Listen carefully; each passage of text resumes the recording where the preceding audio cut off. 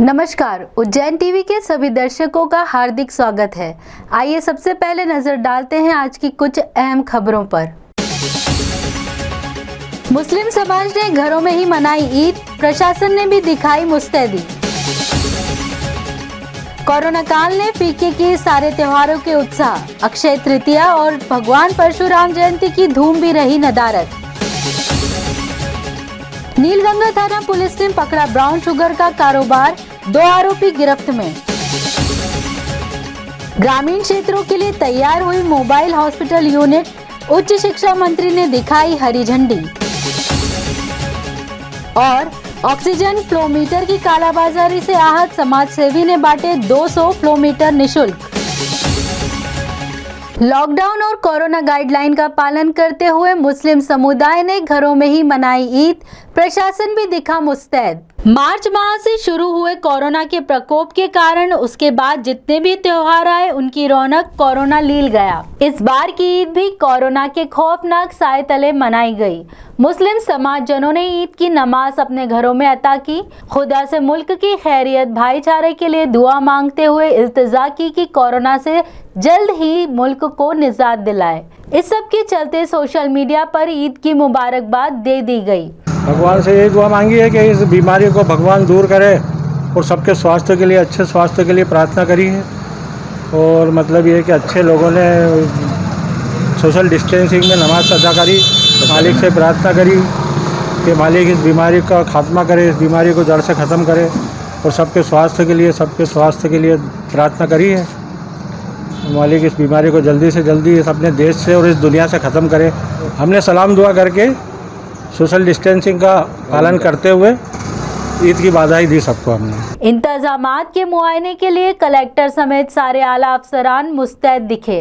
Collector Ashish Singh ने ईद की मुबारकबाद देते हुए कहा, देखिए आज ईद का त्यौहार भी है और जैसा कि शहर काजी साहब ने भी सभी से अपील करी थी कि लोग घरों में रहकर ईद मनाएं और अत्यंत खुशी की बात है सभी के द्वारा घरों पे रहकर ही ईद मनाई जा रही है। इस चीज़ की मैं इनको मुबारकबाद भी देता हूँ। इधर कोरोना काल के चलते ब्राह्मण वर्ग ने भी घरों में मनाई अक्षय तृतीया और भगवान परशुराम जयंती।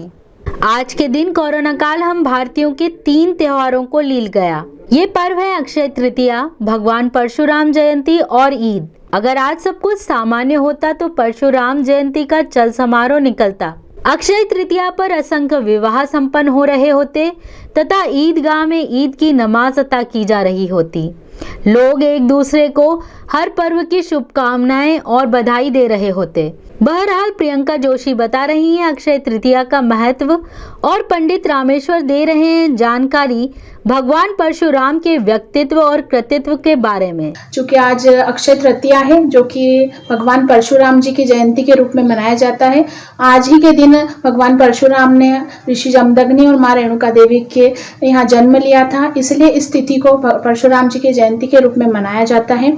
इस तिथि का एक विशेष फल यह भी है कि आज के दिन जो भी दान कर्म किए जाते हैं वे अक्षय हो जाते हैं, अमर हो जाते हैं। इसी श्रृंखला में अखिल भारतीय ब्राह्मण समाज ने यह संकल्प लिया है कि आने वाली हरियाली अमावस तक वे 18,000 पौधों का लगाएंगे और पौधों का संरक्षण करेंगे। इसी कार्य में हमने सहयोग देते हुए आज अपने घर में भगवान परशुराम जी का पूजन पाठ किया है और जो ऋतु फल है वो दान किया है। साथ में ऐसे पौधे लगाए हैं जो कि ऑक्सीजन लेवल को बढ़ाते हैं। तो हमने हमारे घर में नीम का, तुलसी का और पीपल का वृक्ष लगाया है और यही संकल्प लिया है कि हम ऐसे वृक्षों को ज्यादा से ज्यादा मात्रा में लगाएं जिससे हमारा पर्यावरण संरक्षित हो सके। धन्यवाद। आज हमारे अखिल ब्राह्मण समाज के अखिल भारतीय उद्देश्य ब्राह्मण समाज की ओर से परशुराम जयंती के उपलक्ष्य में ब्राह्मण समाज के अखिल भारतीय अध्यक्ष भाई सुरेंद्र चतुर्वेदी के आह्वान पर आज पौधारोपण किया गया। इसमें ऑक्सीजन देने वाले पौधे, पीपल का वृक्ष, वट वृक्ष, नीम के पेड़ आदि रोपित किए गए, तुलसी के पौधे लगाए गए। भगवान परशुराम की जयंती के उपलक्ष्य में आज सर्व विप्र समाज परशुराम जयंती मना रहा है। सभी से निवेदन है कि अधिक से अधिक पौधे लगाएं जो ऑक्सीजन की कमी आज समय हो रही है, अंधे वन के पेड़ पौधे जो काटे जा रहे हैं बिल्डरों द्वारा, स्मार्ट सिटी के नाम पर जो पेड़ काटे जा रहे हैं, उसके कारण ये समस्या ऑक्सीजन की आ रही है। सभी से निवेदन है कि अधिक से अधिक पेड़ पौधे लगाएं कि इस महामारी से सबको छुटकारा मिले। लॉकडाउन के बावजूद भी थाना नीलगंगा क्षेत्र में बेची जा रही थी ब्राउन शुगर। पुलिस ने किए 2 आरोपी गिरफ्तार। अवैध शराब, गांजा, चरस, स्मैक और अब ब्राउन शुगर। जी हां, हम बात कर रहे हैं थाना नीलगंगा क्षेत्र की, जो नशे के कारोबार का एक गढ़ है। थाना नीलगंगा पुलिस ने ब्राउन शुगर के कारोबार की सूचना मिलने पर 2 आरोपियों को गिरफ्त में लिया। इस विषय में विस्तृत जानकारी देते हुए एएसपी अमरेंद्र सिंह ने बताया, थाना नीलगंगा क्षेत्र में एक सूचना मिली थी जिसमें कुछ जो ब्राउन शुगर की पुड़ियाँ जो होती हैं, टोकन्स होते हैं, उनके बिकने की सूचना आई थी। सूचना के आधार पर जब सूचना को वेरीफाई किया गया, उनके थाना प्रभारी के द्वारा उसमें चेक किया गया तो सूचना सही पाई गई और उसमें जो पुड़ियाँ थी उसमें ब्राउन शुगर जो पकड़ी गई है और इस पूरे मामले में एनडीपीएस एक्ट की धारा 8/21 के तहत कार्रवाई की गई है और पूछताछ भी की जा रही है कि ये जो इस तरह की जो ब्राउन शुगर है वो कहाँ से लाई गई थी, तो जिनमें और कौन कौन ऐसे लोग हैं जो इस प्रकार के उसमें संलग्न हैं, उनके संबंध में भी काफी जानकारी जुटाई गई है। ऑक्सीजन फ्लो मीटर की कालाबाजारी को देखते हुए समाज सेवी ने मंगाए 200 फ्लो मीटर, निःशुल्क कर रहे वितरित। कोरोना संक्रमित मरीजों को लगाए जाने वाले ऑक्सीजन सिलेंडर के साथ फ्लो मीटर भी आवश्यक होता है। इसी का फायदा मेडिकल सामग्री विक्रेता उठा रहे हैं। सामान्य दिनों में लगभग 300 रुपए का फ्लो मीटर 5,000 रुपए तक बेचा जा रहा है। इसी से व्यतीत समाज सेवी महेश सितलानी ने 200 फ्लो मीटर मंगवाए, जिन्हें वे निःशुल्क उपलब्ध करवा रहे हैं। देखिए, अविनी में 1 साल से लगा हुआ हूँ, जब से कोविड प्रारंभ हुआ था। होर्डिंग से लगा के, मास्क के ले से, वेपोराइजर से लेकर जो मेरे से बन सका मैंने करा और फिर मैं ऑक्सीजन कंसनट्रेटर लेके आया। फिर बाद में देखने में ये आया कि फ्लो मीटर की बड़ी कमी हो गई और कुछ लोग कालाबाजारी में लग गए। ये सेवा का समय है तो वो 300-400 रुपये वाला 5-5 हज़ार रुपये तक बेचने लग गए। तो ये मेरे को हरपाल सितलानी जी से जानकारी लगी कि ये मात्र 200 रुपये के आसपास में बन जाता है। तो एक सैंपल मंगवा के मैंने एक लगभग 200 के आसपास ये मंगवाए और ये वितरित कर रहा हूँ, जो भी मुझसे लेने आ जाए। कहाँ कहाँ अभी तक आप भेज चुके हैं? देखिए, नाम नहीं पूछता हूँ, जो भी उज्जैन में आ जाता है, जो भी सज्जन आ जाए, क्योंकि सब सेवा के भाव में ही हैं। तो उज्जैन में लगभग अभी 125 के आसपास मैं दे चुका हूँ और करीब 70-75 मेरे पास और हैं, तो ये भी मैं निःशुल्क ही बांट रहा हूँ। उच्च शिक्षा मंत्री ने मोबाइल केयर यूनिट को दिखाई हरी झंडी। ग्रामीण क्षेत्रों में रहेगी सक्रिय।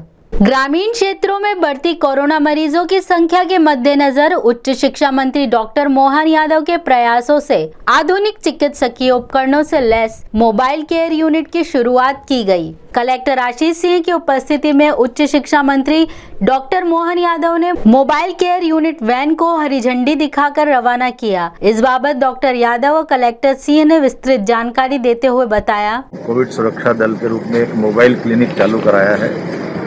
उस मोबाइल क्लिनिक के माध्यम से हमारे अपने गाँवों के अंदर जो बीमार है या शंकास्पद गांव है या जहाँ मरीज की संभावना ज़्यादा है, वहाँ गाड़ी से ही जाकर के तुरंत उसको चेकिंग करना और ज़रूरत पड़ेगी तो नज़दीक के स्वास्थ्य केंद्र पर ले जाकर उसको दवाई दिलवाना और मरीज को सब प्रकार की सुविधा देने के लिए स्पॉट इंस्पेक्शन की तरह से काम करेगी। मेरी देखिए, माननीय मंत्री जी के द्वारा हम लोगों ने कोरोना के लिए मोबाइल मेडिकल यूनिट का शुभारंभ किया है और ये मोबाइल मेडिकल यूनिट में एक डॉक्टर भी रहेगा, एक साथ में एमपीडब्ल्यू रहेगा, समस्त प्रकार की दवाइयों की किट रहेगी और इसके साथ साथ पल्स ऑक्सीमीटर, थर्मल गन जैसे उपकरण भी रहेंगे। ये टीम हमारी गाँव में जाएगी और गाँव में वहीं पर न केवल मौके पर मरीजों का परीक्षण करेगी जो सर्दी, खांसी, जुकाम, बुखार, कोरोना संबंधित लक्षण वाले होंगे, बल्कि उनका उपकरण के माध्यम से जांच भी करेगी और तत्काल उनको दवा भी प्रदान करी जाएगी। और प्रत्येक टीम के पास में 3-4 गांव रहेंगे जिनको 2-3 दिनों में कवर करेगी और वापस फिर फॉलोअप के लिए 2 दिन बाद उसी गांव में दोबारा जाएगी।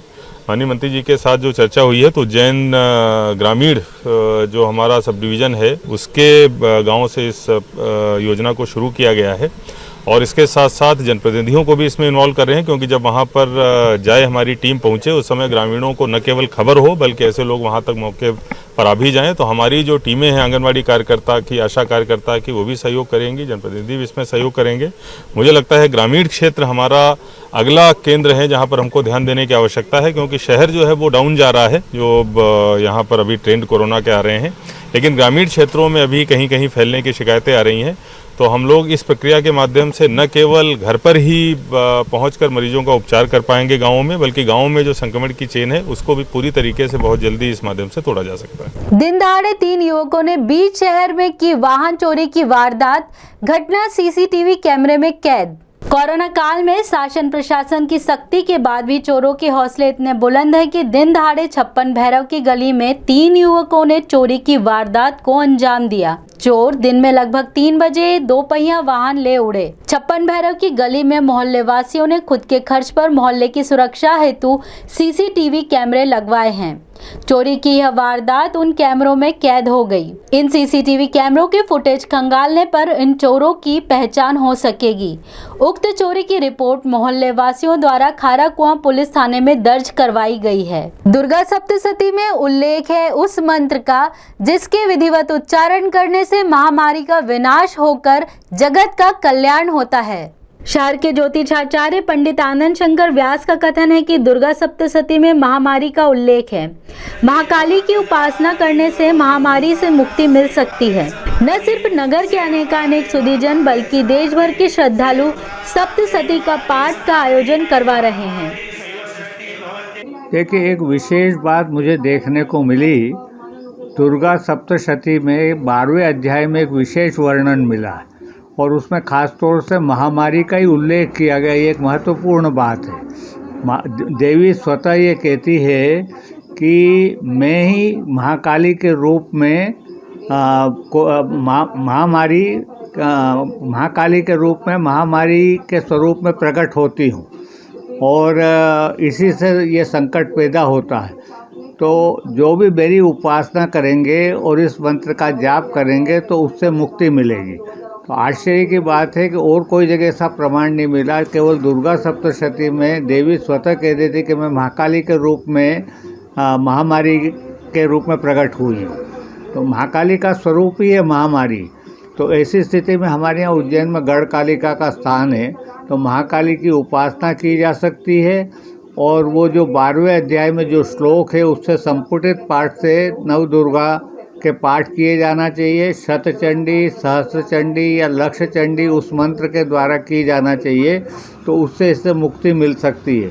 ये एक सबसे महत्वपूर्ण प्रमाण है। सृष्टि की रक्षा हो, विश्व का कल्याण हो, महामारी का नाश हो, विश्व को इससे मुक्ति मिले, इस हेतु यह सप्तशती का पाठ का आयोजन करवा रहे हैं।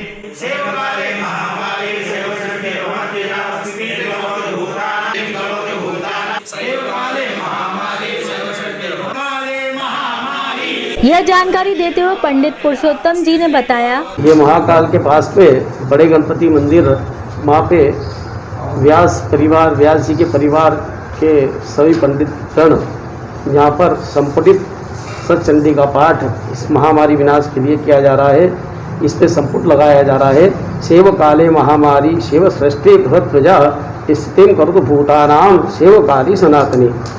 पूरी सृष्टि की रक्षा हो, पूरे विश्व का रक्षा हो, इस संक्रमण से मुक्ति प्राप्त हो, मुक्त हो हम लोग सब लोग। इसके लिए ये कार्य अनुष्ठान यज्ञ किया जाता है सुबह 8 से लेकर के 11 बजे तक। चारधाम में मिलेगी 12 ज्योतिर्लिंगों के दर्शन की सुविधा। कोरोना मुक्ति के लिए यज्ञ का महत्व बताया चारधाम प्रमुख ने। चारधाम मंदिर के पीठाधीश्वर शांति स्वरूपानंद जी के प्रयास से इस स्थान पर अब चारधाम दर्शन के साथ 12 ज्योतिर्लिंगों के दर्शन की सुविधा भी प्राप्त होगी।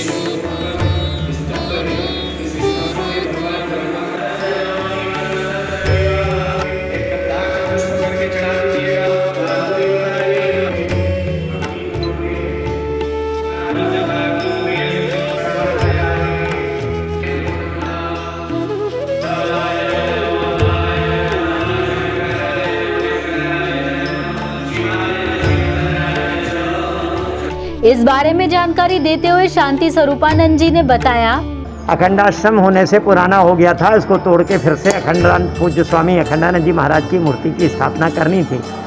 तो उसी दृष्टि से ये तय हुआ महाराज जी हमारे गुरुदेव स्वामी परमानंद जी महाराज के साथ कि इसमें 12 ज्योतिर्लिंग की स्थापना की जाए। तो हमने उसमें 12 ज्योतिर्लिंग, तो अब एक साथ हो गया, देश में लोग 4 धाम की यात्रा पर निकलते हैं और 12 ज्योतिर्लिंग की यात्रा पर निकलते हैं। अब कई बार ऐसे भी लोग होते हैं जिनके मन में तो इच्छा होती है कि हम 4 धाम भी हुए, 12 ज्योतिर्लिंग भी कराएं, लेकिन जा ही नहीं पाते हैं। कई बार असुविधा या साधन की पूर्ति ना होने से या परिवार में उस तरह का सामंजस्य ना होने से। तो ये है कि इस बहाने लोग एक साथ यहाँ 4 धाम का दर्शन करेंगे या 12 ज्योतिर्लिंग का दर्शन करेंगे। और उसमें भी ध्यान ये रखा है खास तौर से महाकाल के लिए कि महाकाल की जलाधारी पूर्वाभिमुखी है और वो दक्षिणमुखी इसीलिए कहलाते हैं। तो हमने वैसे ही यहाँ भी ऐसे प्रयास किया है कि उनकी जो जलाधारी है वो पूर्वमुखी रखी है और उनको दक्षिणमुखी करके बिठाया है। इसी तरह यज्ञ का महत्व दर्शाते हुए शांति स्वरूपानंद जी कहते हैं कि कोरोना काल में अगर शास्त्रोक्त विधि से यज्ञ किए जाएं तो सकल विश्व कोरोना मुक्त हो सकता है।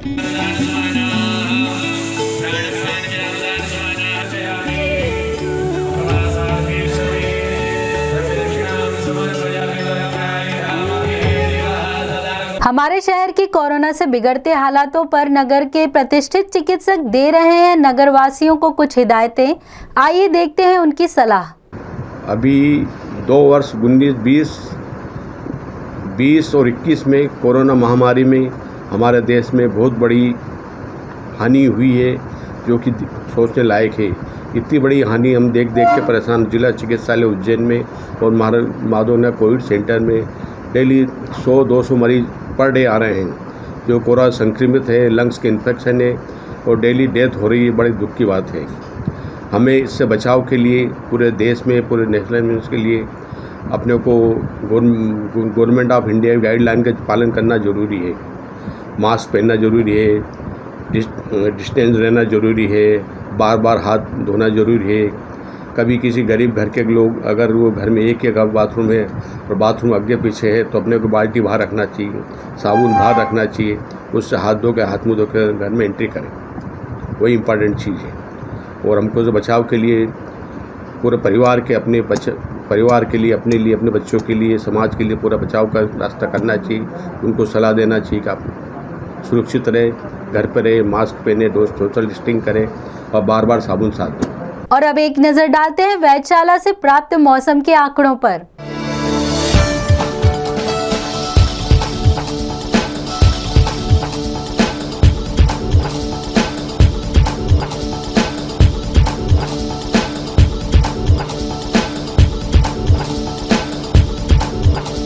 अंत में मुख्य समाचार एक बार फिर।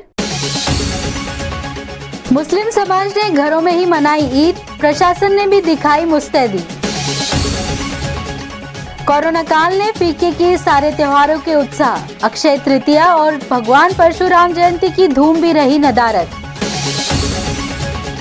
नीलगंगा थाना पुलिस ने पकड़ा ब्राउन शुगर का कारोबार, 2 आरोपी गिरफ्त में। ग्रामीण क्षेत्रों के लिए तैयार हुई मोबाइल हॉस्पिटल यूनिट, उच्च शिक्षा मंत्री ने दिखाई हरी झंडी। और ऑक्सीजन फ्लोमीटर की कालाबाजारी से आहत समाजसेवी ने बांटे 200 फ्लोमीटर निशुल्क।